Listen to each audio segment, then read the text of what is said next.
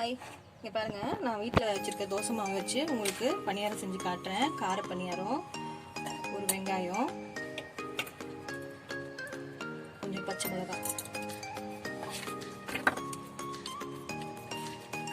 ஒரு அரை ஸ்பூன் இஞ்சி பூண்டு பேஸ்ட், குழிக்குள்ள ஆயில் விட்டுக்கலாம்.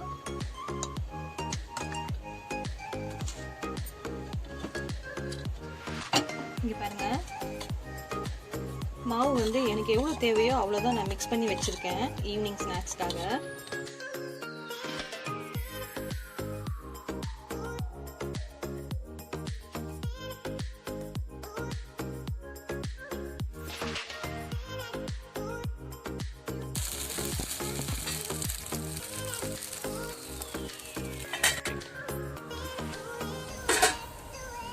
திருப்பி விட்டுக்கலாம்.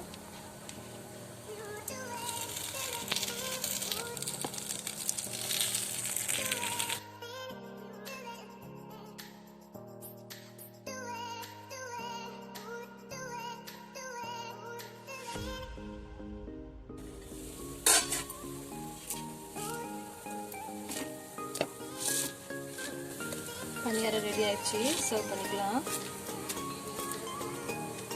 நல்லா சாஃப்டாக இருக்குது.